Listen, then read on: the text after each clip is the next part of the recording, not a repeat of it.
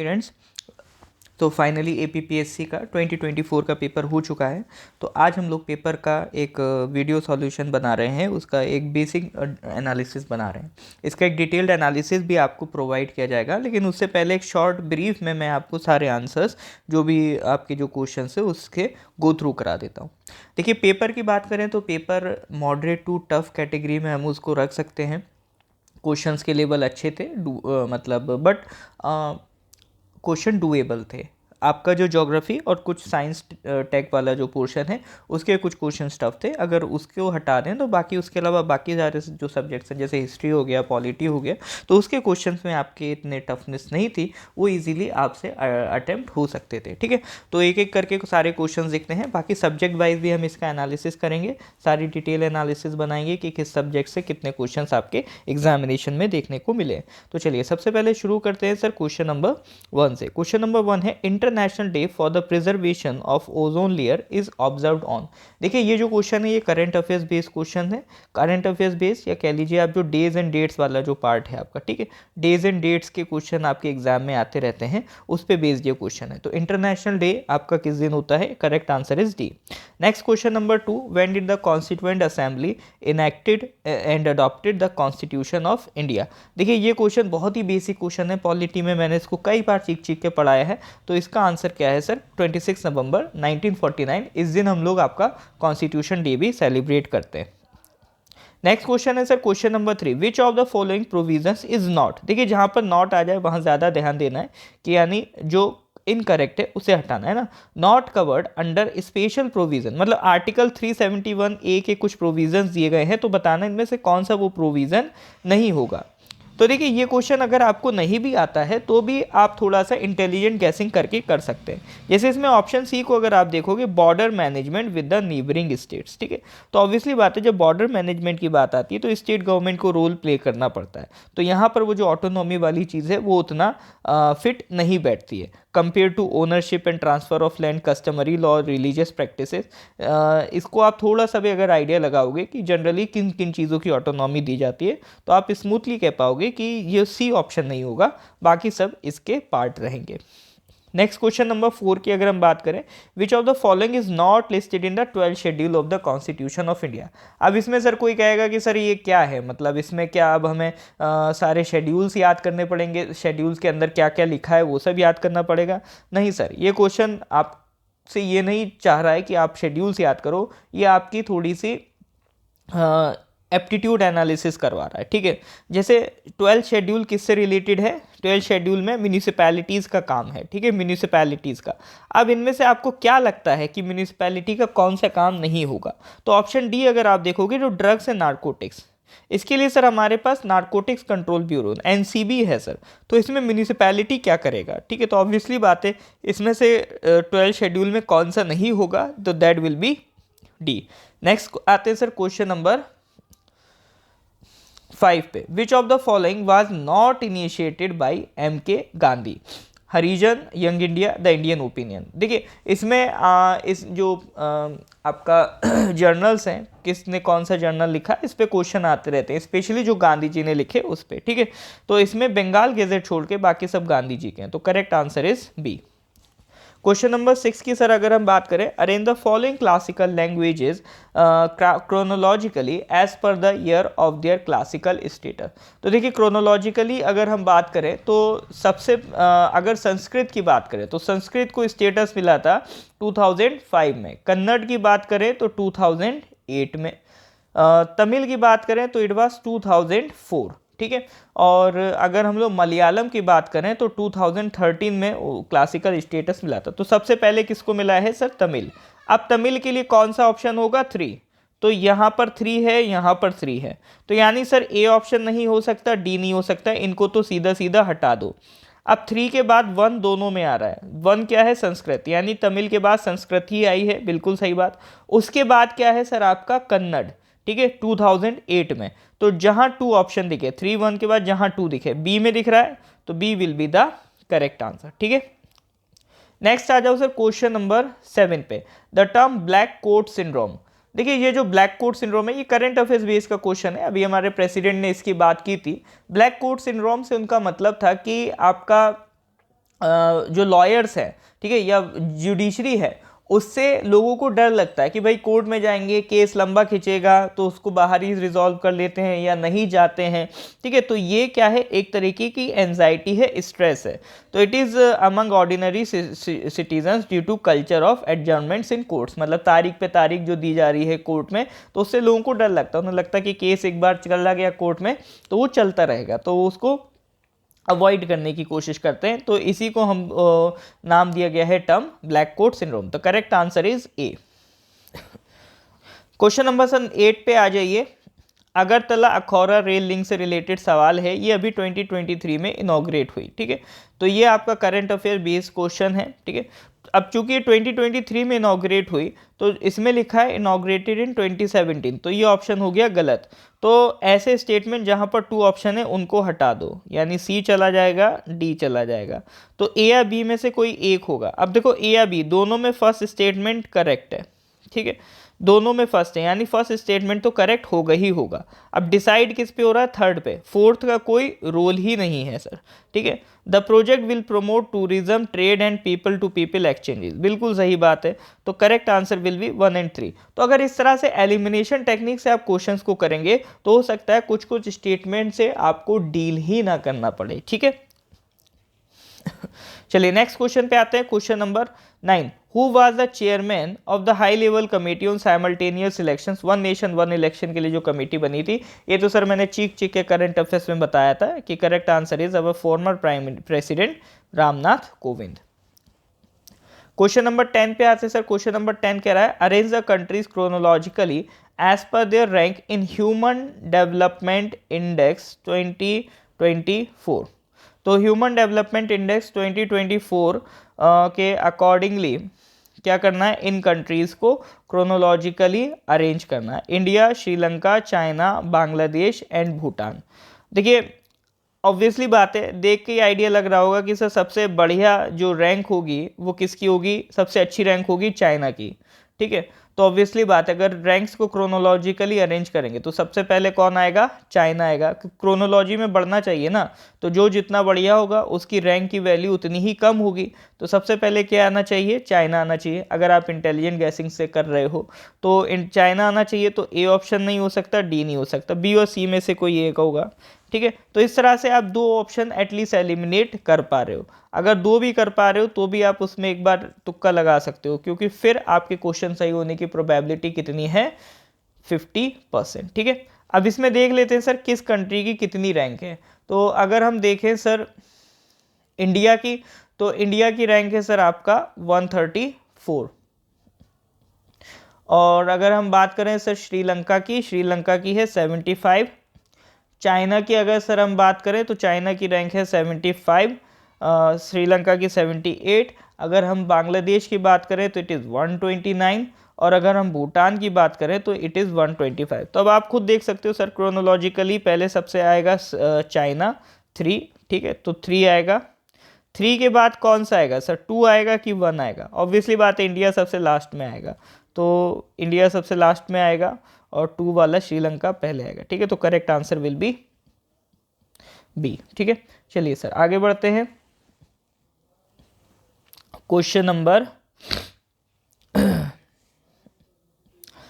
11 पे, Sikkim became an associate state of the Indian union through 7th amendment, 36, 35, 39। अब इसमें कई लोग गड़बड़ करके आए हैं, वो मज़े से लगाए आए हैं। इसका आंसर 11 का सी, 11 का बी लगा दिया 36, ठीक, और फिर आके कह रहे हैं अरे सर सी तो नहीं हो सकता। देखिए क्वेश्चन को अच्छे से पढ़ना ज़रूरी है, सबसे पहला काम होता है क्वेश्चन को अच्छे से पढ़िए।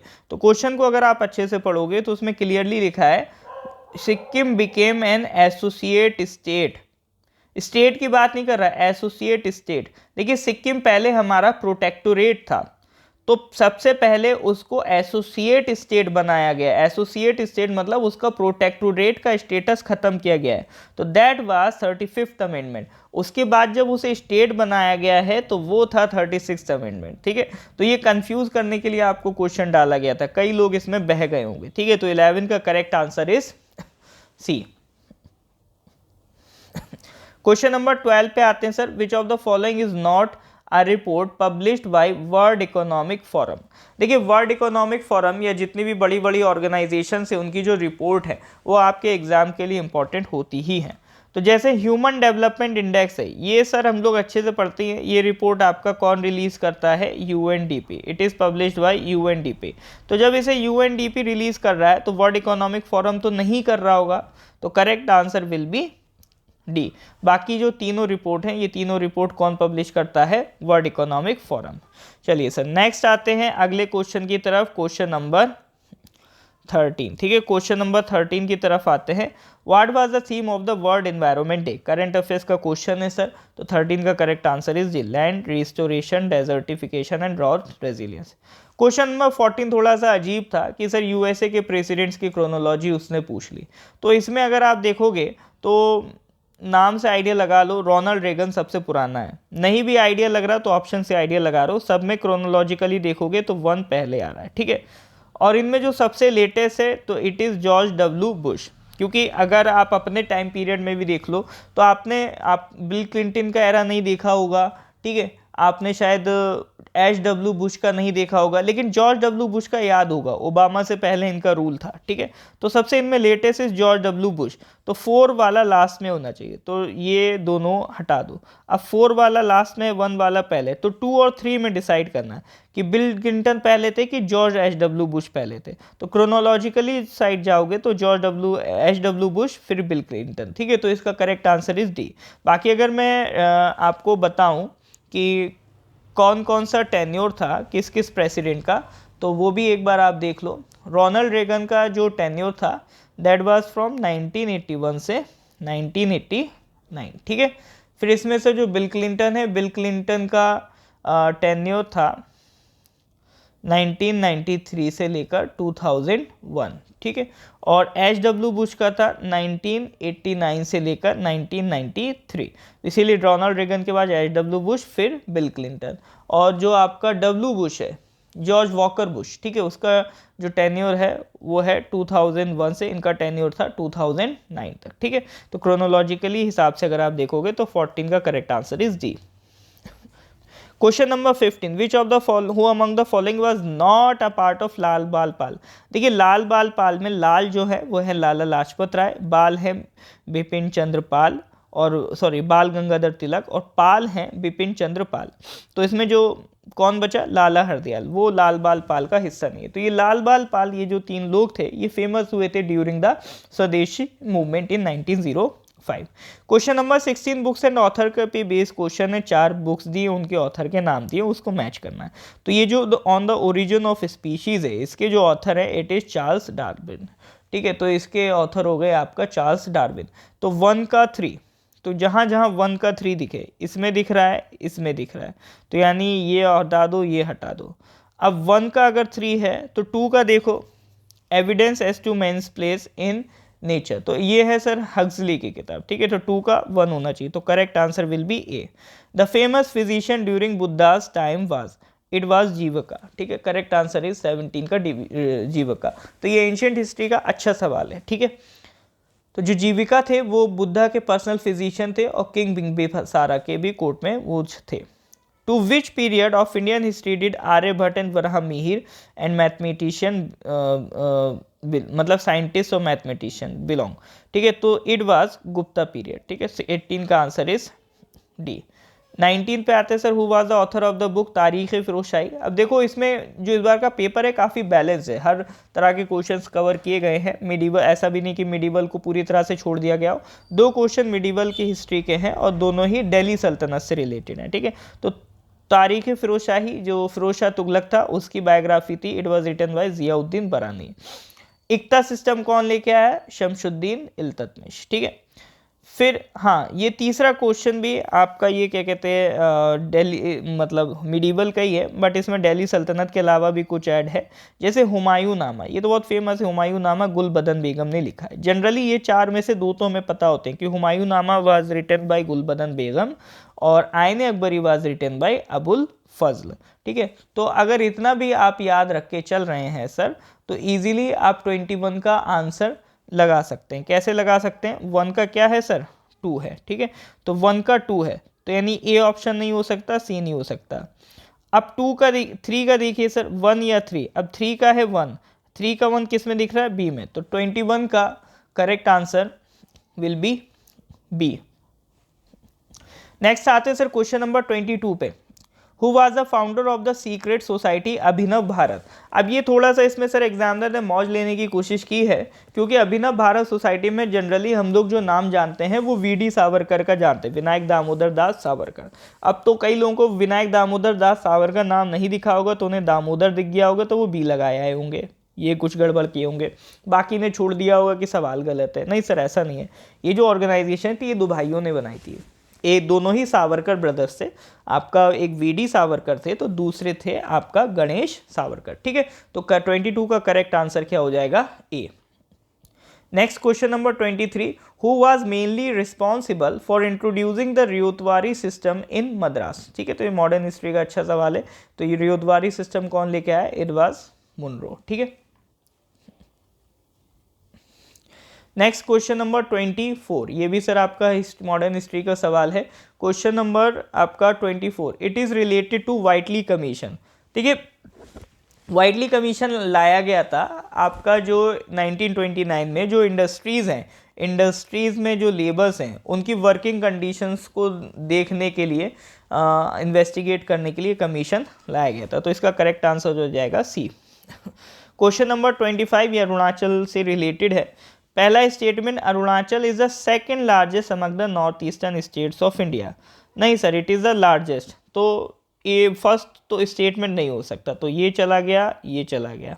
ठीक है, based on the settlements Arunachal is divided into 4। नहीं sir, it is 3 cultural zones. ठीक है, myindia.gov ब्लॉग पे अगर आप जाओगे, वहाँ से ये क्वेश्चन उन्होंने इंस्पायर्ड है, तो वहाँ पर उस क्लियरली मेंशनड है। तो आपका अरुणाचल में कितना जोन्स है, इट इज़ 3 जोन्स। ठीक है, 3 कल्चरल जोन्स में देखने को मिलता है। क्वेश्चन नंबर 26 पे आ जाते हैं सर।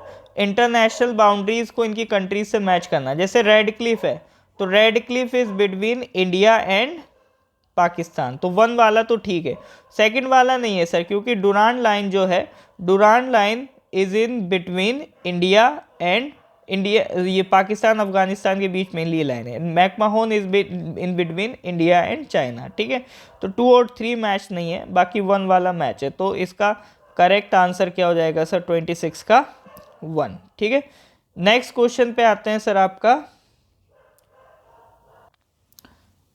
क्वेश्चन नंबर 27 पे आते हैं। Which of the following pass is not in Arunachal. देखिए, बमला, बोमडिला, सेला पास, ये तो मैं एक साथ रटाता हूँ, ये तवांग में है, तो ये ऑप्शन नहीं होगा, ये नहीं होगा। योंग्या पास भी इंडो चाइना बॉर्डर पे ही लगता है अरुणाचल में, तो ये भी नहीं होगा। डरमला, ये आपका डरमा वैली उत्तराखंड में देखने को मिलती है, तो correct answer will be B. Next question number 28 है। Which of the following pair are correctly matched. ये 4 सेंसस के डिकेड्स दिए गए हैं और उनका परसेंटेज ग्रोथ रेट दिया गया है। ठीक है, तो अगर आप इसमें से ये पूरा फैक्चुअल बेस्ड सवाल है, देखिए यही पीसीएस की खूबसूरती है, आपका फैक्चुअल सवाल ये काफ़ी बढ़िया से देते हैं, तो ये उसी फैक्चुअल सवाल का ये एक क्वेश्चन है, तो correct answer will B D. तो काफ़ी कभी कभी डिटेल में फैक्ट्स पूछ लिए जाते हैं। ठीक है, क्वेश्चन नंबर 29 सर, ये वर्ल्ड ज्योग्राफी का ही, ह्यूमन ज्योग्राफी का ही क्वेश्चन है। तो वर्ल्ड ज्योग्राफी में अगर आप ह्यूमन ज्योग्राफी में देखोगे, तो कुछ लोकेशन से कुछ ट्राइब्स होती है जिनको हम कहते हैं पार्टिकुलरली वल्नरेबल ट्राइब ग्रुप्स, तो उस पर क्वेश्चन बन जाते हैं वो किस स्टेट किस रीजन से बिलोंग करती हैं। तो इसमें अगर हम क्वेश्चन नंबर 29 में देखें, तो आपका रियांग त्रिपुरा से करते हैं, मारा मणिपुर से करते हैं, जरावा अंडमान, ये टोटो वाला गलत हो जाएगा। ठीक है, ये मैच नहीं करेगा। तो कौन से पेयर्स करेक्टली मैच हैं, 1, 2 एंड 3। ठीक है, तो correct answer will be C. Question number 30 पे आते हैं। Consider the following statements. Almost all deserts are, ये फिजिकल ज्योग्राफी का अच्छा सवाल है। Almost all deserts are confined within the 15 to 30 degree latitude, बिल्कुल सही बात है। Deserts lie on the western part of the continents where trade winds are offshore, ये भी बात सही है। Yardangs are important depositional features in the desert. 1-2 तक तो चलो ठीक था, लोगों ने क्या है थर्ड ऑप्शन भी करेक्ट करके डी लगाया। सर यार्डांग डेजर्ट का फीचर है, बिल्कुल सही बात है, लेकिन पूरा अगर आप पढ़ोगे तो you will get to know यहाँ पर वो किसकी बात कर रहा है, डिपोजिशनल, जबकि यार्डांग एक इरोजनल फीचर है, ठीक है। तो ये डिपोजिशनल की वजह से ये स्टेटमेंट गलत हो जाएगा। तो 30 का सर जो करेक्ट आंसर होगा that will be A, 1 and 2। Next आते सर क्वेश्चन नंबर 31, ये भी सर सेंसस बेस्ड क्वेश्चन है। तो decadal growth of Arunachal Pradesh पूछ रहा है। तो जो 2001 से 2011 के बीच अरुणाचल प्रदेश की जो ग्रोथ हुई है वो population growth it was second highest in the country, ठीक है। तो वो अराउंड 26-27 कुछ 26 के अराउंड कुछ था। तो 31 का करेक्ट आंसर हो जाएगा A. Next question number 32, consider the following statements with regard to division model of geographical cycle. Statement 1 कह रहा है landforms are the evolve products of the interaction of endogenic and exogenic forces, बिल्कुल सही बात है। Endogenic forces जो अर्थ के अंदर आपका प्रोसेस चल रही है उनको कह रहे हैं। एक्सोजेनिक जो अर्थ के बाहर, जैसे विंड है, विंड टकरा रही है पत्थर से, वो माउंटेन से, उसको डेन्यूडेट कर रही है, तो वो सारा क्या हो गया, एक्सोजेनिक फोर्सेस। तो उन्हीं सब से मिलके आपका क्या बनता है, लैंडफॉर्म बनता है। तो ऑब्वियसली बात है statement 1 will be correct. Streams erode their valleys rapidly downward until the graded condition is achieved, ये भी बिल्कुल सही बात है। Question statement 2, there is a short period rapid rate of upliftment in land mass, ठीक है। तो ये भी करेक्ट स्टेटमेंट होगा, सॉरी हाँ ये भी आपका करेक्ट स्टेटमेंट होगा। तो इसका correct answer will be C, 32 का सी, 1, 2 and 3।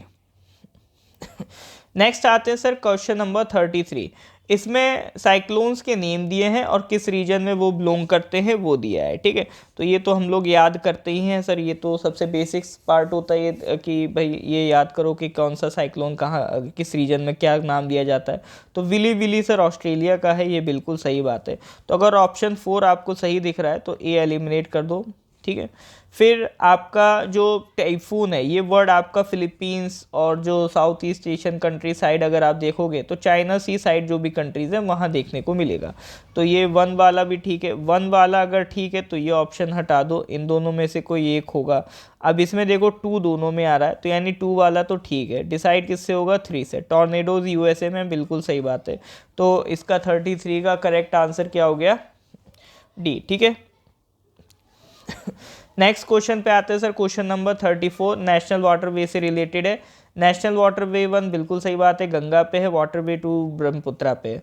लेकिन वाटरवे 3 किसी रिवर पे नहीं है, कैनाल पे है। तो 3 वाला गलत हो जाएगा, ठीक है। 3 वाला अगर गलत हो गया तो ये ऑप्शन एलिमिनेट, ये हटा दो, ये हटा दो, क्या बचा, ए।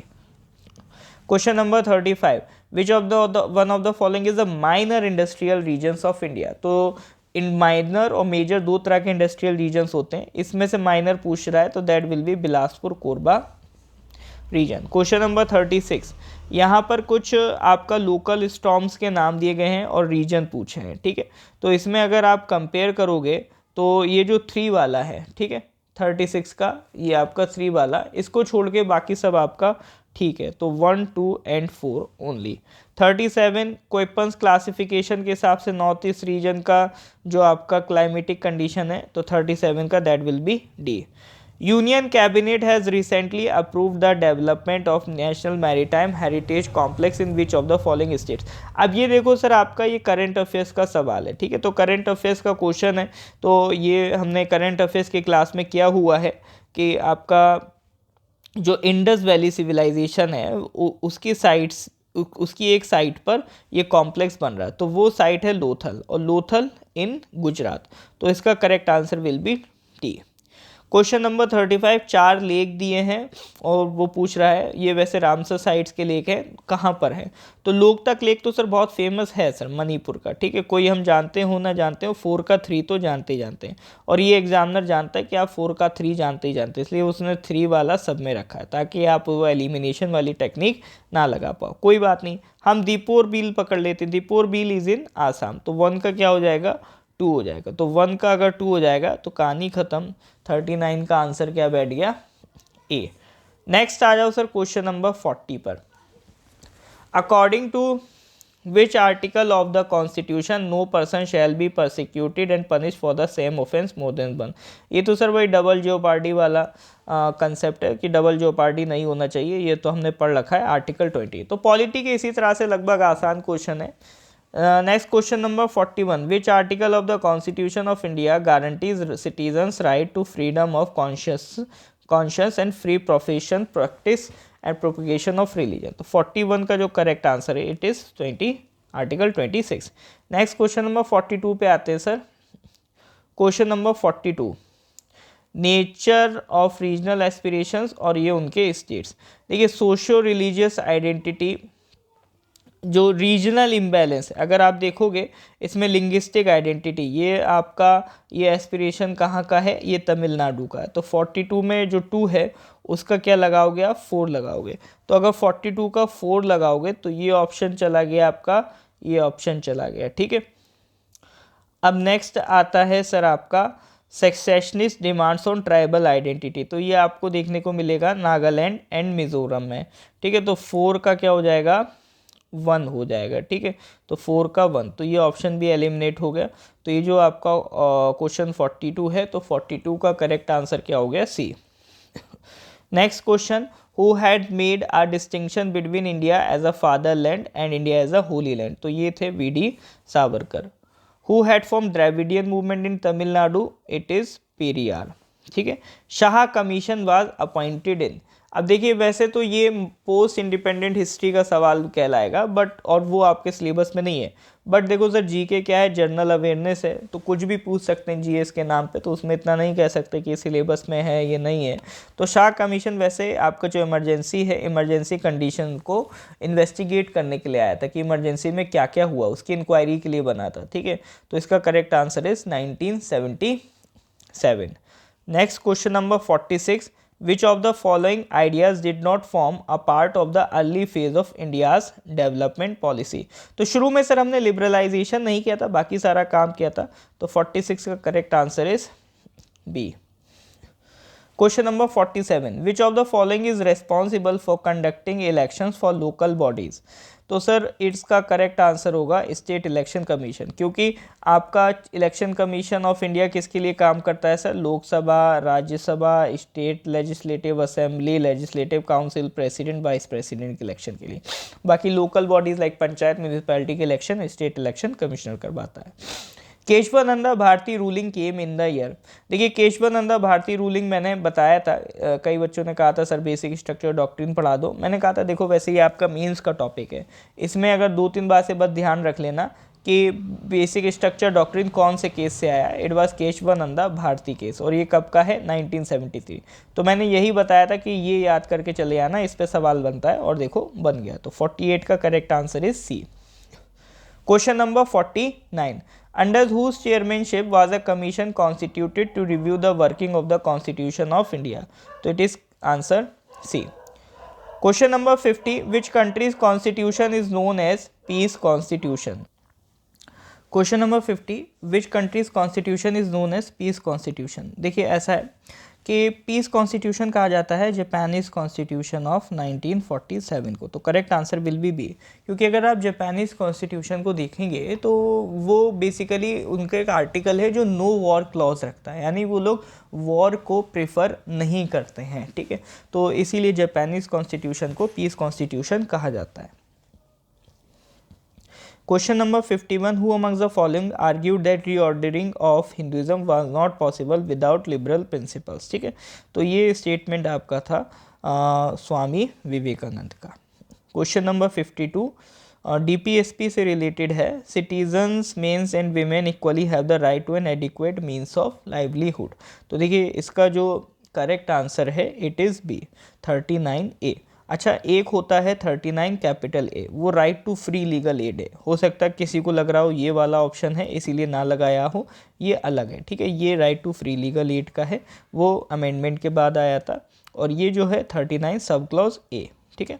ये मैंने क्लास में चीख चीख के याद भी कराया था, तो ये तो बनना चाहिए। क्वेश्चन नंबर 53, 4 शेड्यूल्स दिए गए उनके आर्टिकल्स, तो ये तो मैं ऑलरेडी रटा चुका हूँ कई बार, ठीक है। तो जैसे फेडरल लिस्ट शेड्यूल 7 में आती है, तो 4 का तो 2 होगा, ठीक है। तो अगर 4 का 2 होगा तो ऑब्वियसली बात है करेक्ट आंसर विल बी ए। तो कोई भी एक पकड़ के आप इसका आंसर लगा सकते हो, ज़रूरी नहीं है एक एक को बैठ के आप वहाँ पर चेक करो, ठीक है। नेक्स्ट क्वेश्चन नंबर 54 है सर, ठीक है। 54 में अगर आप देखोगे 4 पर्सनालिटीज़ का नाम दिया है और ये सेक्टर्स दिए गए हैं कि उन्होंने किस सेक्टर में काम किया है। तो देखिए वर्गीज़ कुरियन इसमें बहुत फेमस है, जिनको हम लोग father of milk revolution in India भी कहते हैं। तो उन्होंने मिल्क कॉर्पोरेटिव्स पे काफ़ी काम किया, ठीक है। तो 4 का तो सर क्या हो जाएगा, 4 हो जाएगा। तो 4 में 4 है तो डी ऑप्शन एलिमिनेट कर दो। फिर जो पीसी महालनोबिस हैं उन्होंने सेकंड 5 ईयर प्लान पे काम किया था, जिस पे उन्होंने इंडस्ट्रियलाइजेशन पे फोकस किया है, ठीक है। तो सेकंड का आंसर क्या हो जाएगा, 1 हो जाएगा। तो सेकंड का अगर आप 1 लोगे तो 54 का क्या बैठ जाएगा आपका, बी, ठीक है। नेक्स्ट क्वेश्चन नंबर 55, इसका सर आंसर इसमें क्या पूछ रहा है, which of the following committees है recommended for the introduction of 3 tier structure of PRI for the first time. देखिए इसमें जो 4 कमिटीज़ हैं, LM सिंघवी कमेटी, उसने कॉन्स्टिट्यूशनल बैकिंग देने को कहा था पंचायती राज इंस्टीट्यूशन को। गडगिल कमेटी इन्वायरमेंट से रिलेटेड है। बलवंत राय मेहता कमेटी ने 3 टायर स्ट्रक्चर की बात की है, अशोक मेहता कमेटी ने 2 टायर स्ट्रक्चर की बात की है। तो 55 का ऑटोमेटिकली आपका करेक्ट आंसर क्या हो जाएगा, डी। 56 की अगर हम बात करें, which of the following country groups are there in G20। तो देखिए G20 में एक यूरोपियन यूनियन तो था ही, बट साथ ही साथ लास्ट ईयर आपका जो G20 की समिट हुई थी उसमें अफ्रीकन यूनियन भी ऐड हो गया था, इंडिया में जब हुई थी ये समिट। तो 56 का सर जो करेक्ट आंसर है that will be C. Next question number sir 57 पे आते हैं, which of the following is the development financial institution which came into being in 1982 with the purpose of addressing concern on institutional credit to agriculture and rural areas. देखिए ये आपका मैंने class में पढ़ाया है, 1982 में नाबार्ड का फॉर्मेशन हुआ था, उसका काम ही यही है एग्रीकल्चर रूरल एरियाज में लोन देना। तो 57 का correct answer is B. 58, arrange the following events in a chronological order. तो introduction of GST, nationalisation of banks, new economic policy, second 5 year plan, ठीक है। तो ये वैसे काफ़ी आसान सवाल है क्योंकि ये सारे जो मतलब इवेंट्स हैं काफ़ी दूर दूर के हैं। जैसे GST वाला आपका 2017 में इंट्रोड्यूस हुआ, बैंक्स का नेशनलाइजेशन 1969 में हुआ था, न्यू इकोनॉमिक पॉलिसी 1991 में आई है, सेकंड 5 ईयर प्लान ये आपका 1961 में आया है, ठीक है। तो इस हिसाब से आप देख लो सबसे पहले क्या आ रहा है क्रोनोलॉजी के हिसाब से, सेकंड 5 ईयर प्लान यानी कि 4। अगर 4 आ रहा है तो बी ऑप्शन नहीं होगा, सी नहीं होगा। उसके बाद क्या है सर आपका 1969 नेशनलाइजेशन ऑफ बैंक्स। तो 4 के बाद स्टेटमेंट होगा 2। तो 58 का correct answer is D. Next question number 59, ये करंट अफेयर्स बेस्ड क्वेश्चन है, स्कीम बेस्ड क्वेश्चन। किसान विकास पत्र एक डिपॉजिट स्कीम है, इसमें आप कितना मिनिमम अमाउंट करना है 1000 रुपी, और कितना मैक्सिमम डिपॉजिट कर सकते हैं अनलिमिटेड, ठीक है। तो 59 का correct answer is D. Question number 60, which of the following are the main green house gases. अब देखो इसमें सर ऑक्सीजन तो नहीं होगा, तो ऑक्सीजन हट वाले ऑप्शन हटा दो, जैसे इसमें ऑक्सीजन है तो ये ऑप्शन आप नहीं लगा सकते, ठीक है। और कौन से ऑप्शन नहीं लगा सकते सर, ऑक्सीजन वाला ये हटा दो, तो 2 ऑप्शन तो अपने आप ऑटोमेटिकली हट गए। बाकी नाइट्रस ऑक्साइड, नाइट्रोजन, तो नाइट्रस ऑक्साइड वाला लो सर। 60 का correct answer is B. Question number 61, according to the recent data, the country which contributes the largest greenhouse gas emission annually to the atmosphere is, ठीक है। The country which contributes the largest greenhouse gas emissions annually to the atmosphere is India, China, USA, UK। देखिए इसमें आपका जो correct answer है it is China. ठीक है, तो ये फैक्ट बेस्ड सवाल है, करेंट अफेयर्स बेस्ड, तो ये इसमें तो एज इट इज़ लगाना पड़ेगा। बाकी नेक्स्ट क्वेश्चन क्या कह रहा है, रुपए कार्ड बनाने में किसका रोल है, तो ये भी हम पढ़ चुके हैं, क्लास में भी करा था इसके बारे में, it is NPCI। Question number 63 पे आप आ जाओ, विच of the following statisticians is well known for his work associated with the second 5 plan. तो अभी मैंने इसमें नाम बताया था आपको, PC Mahalanobis. UPI stand for, ये भी NPCI ने बनाया है, इनकी फुल फॉर्म क्या है, यूनिफाइड पेमेंट्स इंटरफेस। 64 का C। Question number 65, along with India which country initiated the international solar alliance in 2015। तो ये मैं डिस्कस कर चुका हूँ, इंटरनेशनल सोलर अलायंस में इंडिया और दूसरा फ्रांस का काफ़ी बड़ा रोल था। Question number 66, which indicator is widely use to measure income inequality, तो it is Gini coefficient. Question number 67, according to the World Bank database, which among the following countries is categorized as a low middle income country। देखिए world bank के हिसाब से 1146 से लेकर $4,515 तक के बीच की अगर किसी कंट्री की पर कैपिटा इनकम है, ग्रोस नेशनल इनकम है, तो वो लो मिडिल इनकम कंट्रीज़ में आता है। अब इसमें से जो इंडिया है उसका 2000 कुछ बैठता है, तो लो मिडिल इनकम कंट्री में कौन है, अपना इंडिया। क्वेश्चन नंबर 68 पे आते हैं। 2030 के लिए एक रेजोल्यूशन बनाया गया है, कुछ गोल्स बनाए गए हैं, सस्टेनेबल डेवलपमेंट गोल्स। तो सवाल है कितने गोल्स हैं, तो ये भी मैं सर आपको डिस्कस कर चुका हूँ कई बार करेंट अफेयर्स में। तो 68 का correct answer will be C, 17 sustainable development goals बनाए गए हैं। ठीक है, next question is 69, according to the world migration report top 3 countries which receive the maximum amount of remittances. ये भी करंट अफेयर्स में हम डिस्कस कर चुके हैं, इंडिया, मैक्सिको, चाइना, 3 कंट्री हैं सर आपका। तो 69 का correct answer will B B।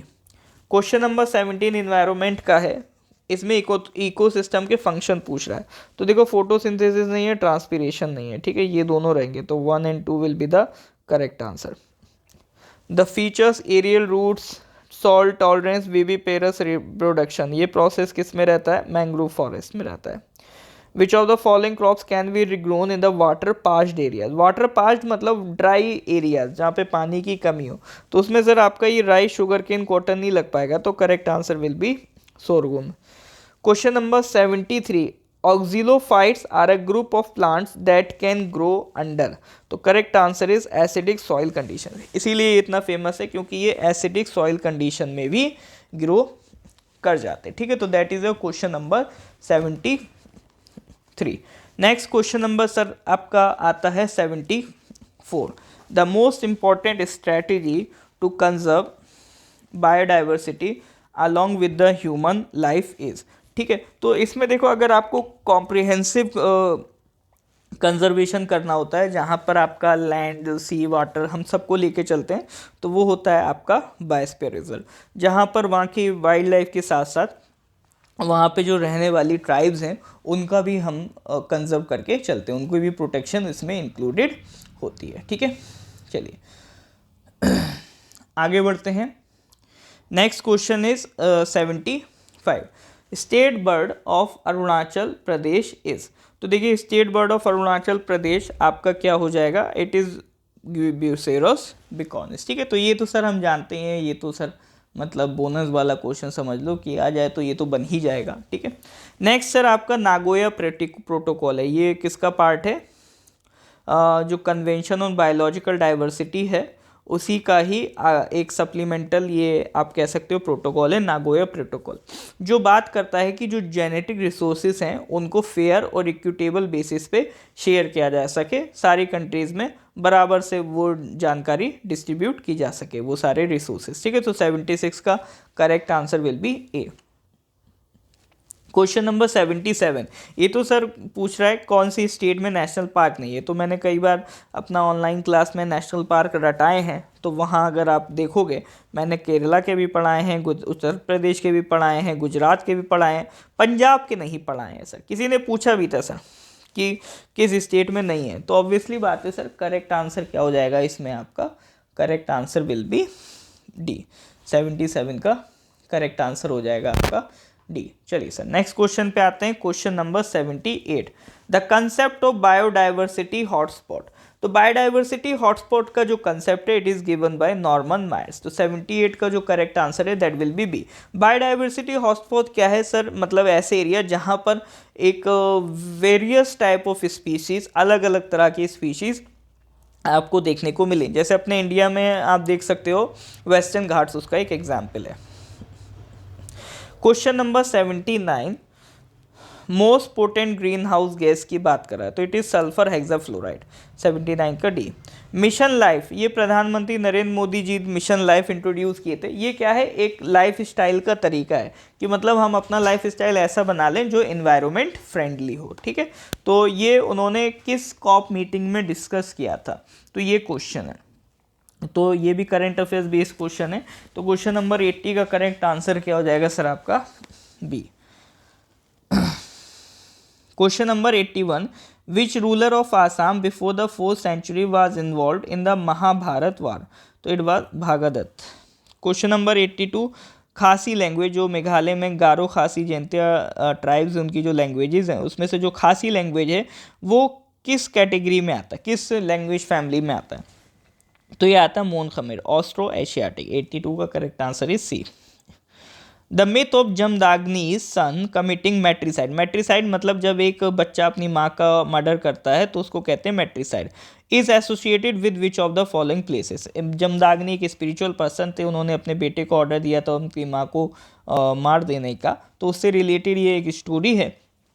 तो सवाल ये है कि जो माइथोलॉजी है ये किस जगह पर हो रही है? तो 83 का correct answer is A, Parshuram Kund. Next question number 84, Khasi rebellion was led by? It was led by Tirot Singh. 84 का correct answer is A. The आशीलामो dance of Tawang is a creation of the Tibetan. देखिए तिब्बत में भी एक रामायण का वर्जन चलता है, तो उसमें आपका ये आशीलामो डांस देखने को मिलता है। तो ये किसका क्रिएशन है? तिब्बतन रामायण का। तो 85 का correct answer is D. The McMahon line in India was signed between among Britain, China and Tibet. ठीक है, मेन ब्रिटेन और तिब्बत थे, चाइना ने इसको इंडोर्स भी नहीं किया था। ठीक है, क्वेश्चन नंबर 87 बड़ा ही अजीब क्वेश्चन है। इसमें 4 ईयर्स बोली और पूछा है एनेक्सेशन की सीक्वेंस बताओ। तो ऑब्वियसली बात है सर, ये आपका जीएस का क्वेश्चन ही सी सेट का क्वेश्चन हो गया एक तरीके से। तो इस बार ये थोड़ा सा बड़ा अजीब मामला रहा है, जीएस में सी सेट में जीएस उन्होंने कर दिया। तो ऑब्वियसली बात है, अब देख लो सर सबसे छोटा ईयर कौन सा है? 1867, तो 4 आ जाएगा, देन 1 आ जाएगा, देन 2 आ जाएगा, देन 3, तो 87 का D. Question number 88, during world war 2 in the south east Asian frontier of bar the last battle with the Japanese was. देखिए एक तो फॉल ऑफ बर्मा है, हालांकि फॉल ऑफ बर्मा 1945 तक चला है। ठीक है, तो इस हिसाब से तो सी बी ऑप्शन हो सकता है, हमने सी बी को भी करेक्ट माना था, ये थोड़ा सा डिबेटेबल है, लेकिन वो बैटल की बात कर रहे हैं। ठीक है, तो बैटल में अगर देखोगे तो ये आपका जो सिंगापुर वाला है और कोहिमा है, ये लगभग एक ही ईयर के बैटल हैं। ठीक है, बट थोड़ा सा इनमें डिफरेंस है कि जो कोहिमा वाला है वो जून तक चलेगा। ठीक है, और वो जो आपका क्या कहते हैं इम्फाल वाला है वो थोड़ा सा 1 आध महीने पहले ख़त्म हो जाता है। तो इम्फाल और बर्मा लगभग एक ही साथ चले हैं, इम्फाल और कोहिमा, बट जो और ज़्यादा आगे तक चला है, जो ज़्यादा लास्ट रहा है, तो that is battle of Kohima. 88 का आंसर डी। ठीक है, नेक्स्ट क्वेश्चन नंबर 89, कौन किस में न्यूक्लियस नहीं होता है? रेड ब्लड सेल में नहीं होता है। 89 का ए। न्यूक्लियर मेम्ब्रेन किस में एब्सेंट है? एशेरिया कोली में एब्सेंट है। The compound eye is present in which of the following organisms? Honey bee. Wings of butterflies, bats and birds are analogous. Analogous मतलब उनके क्या कहते हैं फंक्शन सेम होंगे बट स्ट्रक्चर और ओरिजिन डिफरेंट होगा। Series of lines present in the visible region of the hydrogen spectrum is Balmer line series. ये थोड़ा सा टफ सवाल था स्टेट पीसेस के कंपैरिजन में। Next question, long form of periodic table. तो ये तो सर हम जानते हैं पीरियोडिक टेबल किस पे चल रही है? Based on atomic number. NH2 NP5, ये आपका क्लोरीन और आगे इस तरह के एलिमेंट्स के लिए ये कॉन्फ़िगरेशन होता है, तो वो क्या है आपका? हैलोजन। ठीक है, नेक्स्ट क्वेश्चन LiAlH4, ये तो रिड्यूसिंग एजेंट होता है, ठीक है। नेक्स्ट क्वेश्चन 97 क्या कह रहा है सर आपका, if the velocity time graph of an object in motion is a straight line, ठीक है, incline to the time axis.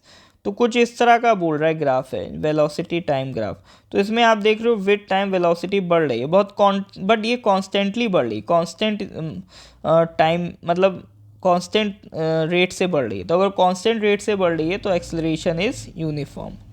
Density of water is maximum at 4 degree centigrade. The change of solid to water vapour तो that is sublimation. Next question number 100, the basic instrument employed to just detect the current is. देखिए current detect करने के लिए हो सकता है आपको doubt हो रहा हो गैल्वेनोमीटर या एमीटर में, लेकिन दोनों में डिफरेंस समझिए। एमीटर जो होता है वो कम सेंसिटिव होता है, वो छोटे करंट्स को नहीं पकड़ पाता। दूसरा एमीटर करंट की वैल्यू बताता है, बट गैल्वेनोमीटर क्या है, ये आपका एक तो बहुत जो छोटा अमाउंट ऑफ करंट है उसको भी डिटेक्ट कर लेगा, दूसरा ये करंट को डिटेक्ट करता है, ठीक है, ये बताता है करंट आ रहा है कि नहीं आ रहा है। तो क्वेश्चन को अगर आप अच्छे से पढ़ो कि the basic instrument to just detect the current is, तो करेक्ट आंसर क्या हो जाएगा सर आपका गैल्वेनोमीटर, ठीक है। तो ये आपके 100 क्वेश्चंस का डिस्कशन था। बाकी हर एक टॉप सब्जेक्ट के क्वेश्चंस की डिटेल एनालिसिस भी हम करवाएंगे, बस ये एक ब्रीफ सॉल्यूशन आपके बना दिया है ताकि एक बार आप इसे गो थ्रू कर लें कि क्या क्या आंसर्स आपके करेक्ट हैं आपके पेपर के हिसाब से, ठीक है। तो बाकी डिटेल आगे हम इसी तरह से प्रोवाइड करते रहेंगे। तो अगर आपको ये वीडियो लेक्चर अच्छा लगा हो डिस्कशन, तो इसको काइंडली लाइक कर दीजिए और चैनल को सब्सक्राइब कर दीजिए। तो thank you very much, have a nice day.